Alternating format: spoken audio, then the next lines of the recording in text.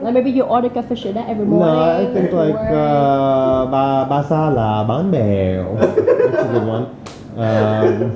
Bà xã là bánh bèo, ok. Anh yêu em mãi mãi. Wow. Stuff like that.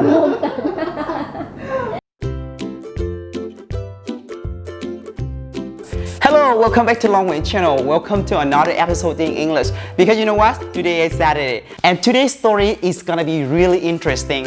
It is stories shared by a very lovely couple. The husband is from America and the wife is Vietnamese. If you are interested in learning more about the experience and perspective of expatriates living in Saigon, it's time for you to check it out. Get ready? Brian, like what brought you to Vietnam? So I used to work in advertising in New York and got really burned out after a few years of doing that, working for big agencies. And I had a friend living here named Jake. He was here for like around a year and a half already. And one summer he went to US to go back home for a bit. And then on the way back, he stopped in New York where I was living and said, Vietnam's really cool, let's check it out. And at the time I was looking for change. So I took him up on the offer and sold all my stuff and left my apartment and moved here. Mm-hmm. So it has been like over 10 years? Almost 10 years. In November it will be 10 years. Right.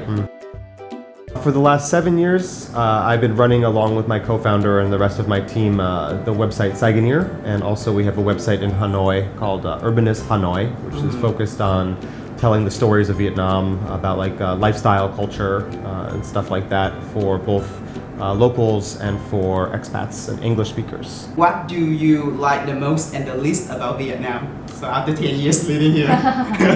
Well, let's start with the least first, maybe, because that's more easier in a way. Definitely air quality stuff. You know, as Vietnam's been developing with more factories and more cars and motorbikes, sometimes you wake up in the morning and you just see like smog for a long time. And of course, we have the app to check the numbers of like the air quality, and often it's quite bad, though it's been a lot better since COVID time. And then the other is probably driving. In New York, we have so many metros, like subways, so it's very easy to get around without a motorbike or a car. And you need to walk around everywhere. But in Vietnam, you kind of are restricted to motorbikes. My office is in District 1, so I can walk during the day to like most of my meetings and lunch and stuff, but to go back and forth between home, of course the metro's not finished yet, so for now mostly I'm using a motorbike, which is not fun. Yeah. I've driven a lot in my life now, and now I'm just tired of it. Traffic's bad, especially in the rainy season. It's like super flooded, and if you wear nice clothes to work for meetings or something, you have to be so careful about like you know, the water splashing in the car, stuff like that. So yeah, those are probably my top two negatives. Positives currently is just how well the country did with COVID, controlling that, because if you look at anywhere in the world, and in New York where I'm from, it's super bad right now. So I'm really proud of Vietnam for being pretty much the top country in the world for dealing with it, especially because of the size of Vietnam. So that's been really great, and in general, like people, since the whole 10 years I've been here, have been really, really awesome and very open to me and friendly, and like, even though I don't speak Vietnamese well, like, you know, people don't really care. Just even basic conversation, everybody's smiling and happy to talk to you. So I really like that. Other stuff that I like living here, I guess. Food. Yeah, talking about food. Yeah, but now I'm thinking about food too. But like, now we eat so much Western food.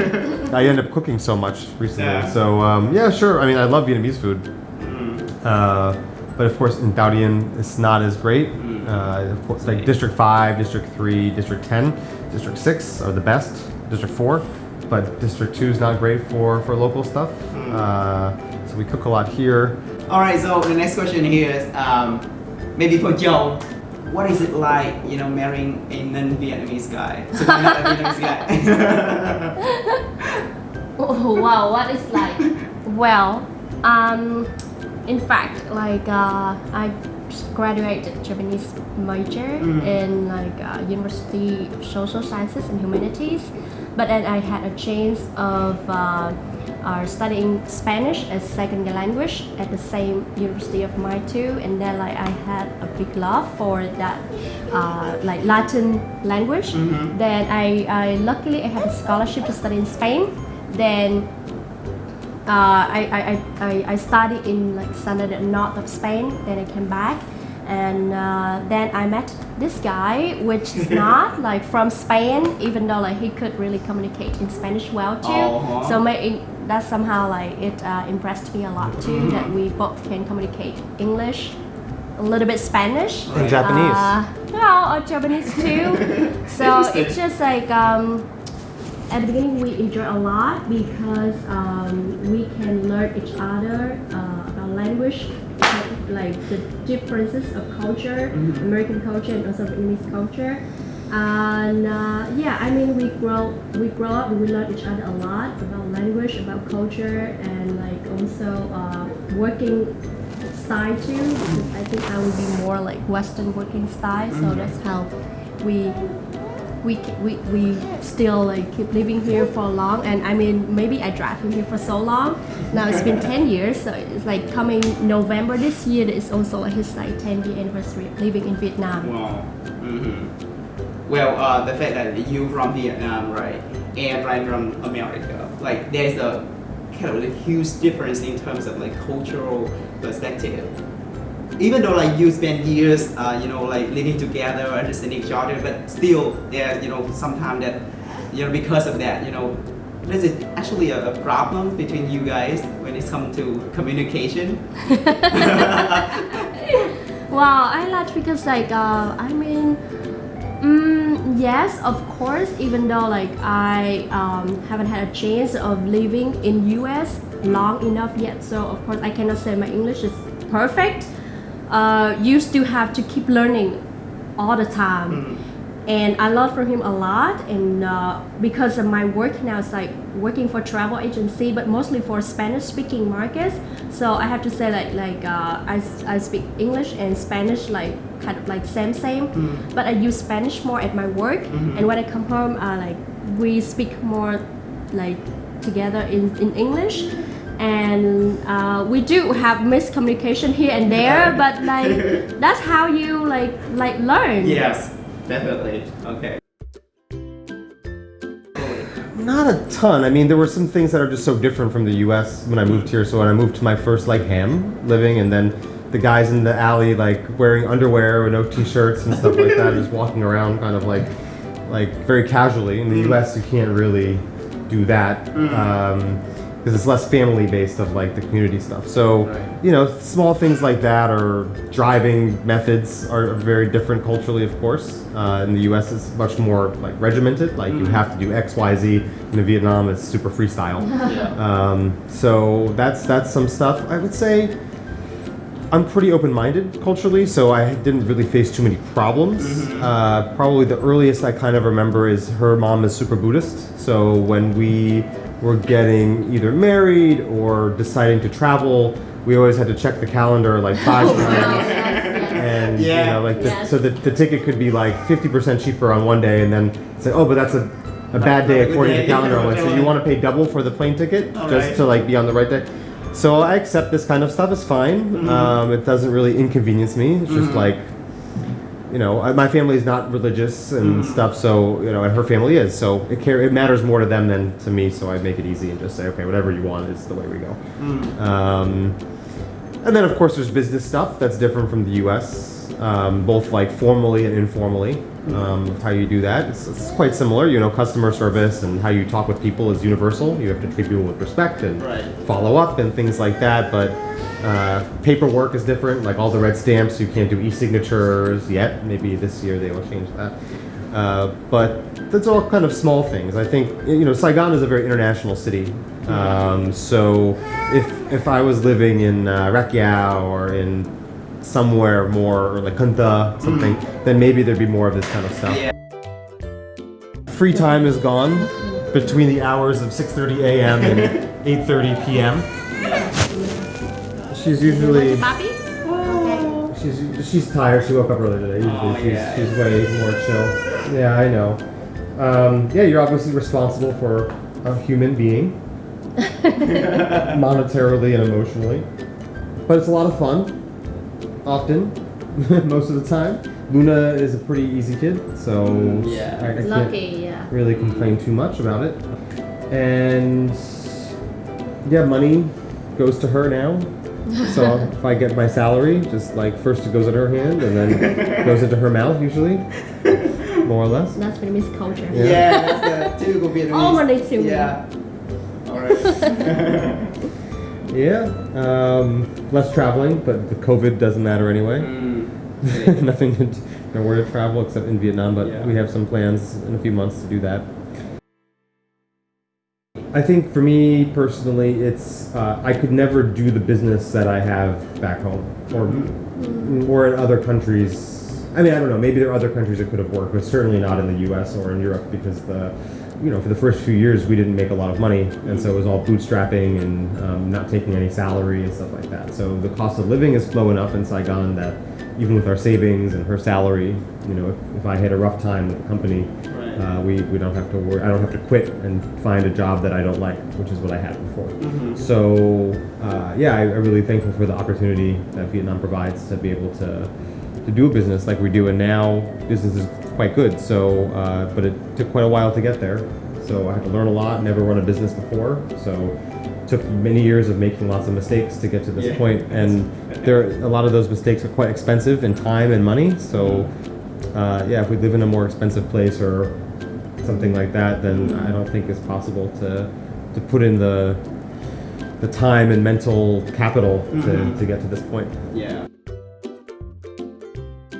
Well, I have to be honest, and since we have Luna, and even a few years before that, I haven't been traveling as much as I would like in Vietnam. My first 5 years or so, I travel all the time. But lately not so much. So maybe some of my recommendations are a little outdated because of that. But in terms of places that I really, really loved, Hoi An was one, but that's changed a lot since, because we went, I think the first time in 2010, and it was still like not a ton of tourists. And then we went again like 6 years later, something like that. Yeah. And we go like every 3-4 years, and now it's like nuts. I mean, now COVID thing, so it's quieter again, but in general, it's just way too much tourists, like over tourism for my taste. I really don't like tourists. I didn't move across the world to be around more white people, so that's unattractive to me. Hue, I really like Hue a lot. We were there last year and had a really good time. We have some friends living there, and the food is incredible, and the history is really nice. Hanoi is Hanoi. You have to go. Maybe you want to stay for one day. Maybe you want to stay for a really long time. It depends on maybe the weather and your personal preference and the pollution, stuff like that. But I really like Hanoi. I don't think I can live in Hanoi, but I would like to spend more time there for sure. Yeah. Maybe we'll go again pretty soon. We were there last year too. Dalat I haven't been since 2010. So that's like the top of my list for revisiting, because I know a lot of people who go and they're like, oh, it's so great. So that's definitely at the top there. Ninh Binh is really nice. Yes, it's really nice. Highly recommended. I haven't been to the alternative Ha Long Bay. What is it called? Lan Ha Bay. I want to go there. Yeah. That's up there as a place I haven't been to, but less touristy. Yeah, less touristy. So a lot of my Vietnamese friends say like it's worth to go. Yes. And then like the Hai Giang, the loop for driving. That's a good one. Mekong Delta, I think is very interesting, but there's not. It's like either you do really touristy stuff, like how to open coconuts and how they make candy, and you do like the boat trip. And then there's nothing really local for tourism there, though. And part of it's the history of that area is not the same as like Hue or Hanoi. Actually, that's a funny story because in our beginning of our relationship, she was my tutor. And then we had a good time, but then I wasn't doing my homework, and I was a horrible student, and she got really annoyed with me. And then one day I decided I was going to kind of fire her and say like, look, this isn't working. And then I told her, and she's like, oh, okay, well, I intended to fire you as a student because you were a terrible student. So yeah, we stopped that part. Okay. My high expectation of teaching my students. Right. Yeah. So ever since you have not really like put more effort into learning Vietnamese at all. I mean, passive effort. So, you know, just by living here, you learn things day by day. Yeah. So, I mean, my vocabulary is like hundreds and hundreds of words.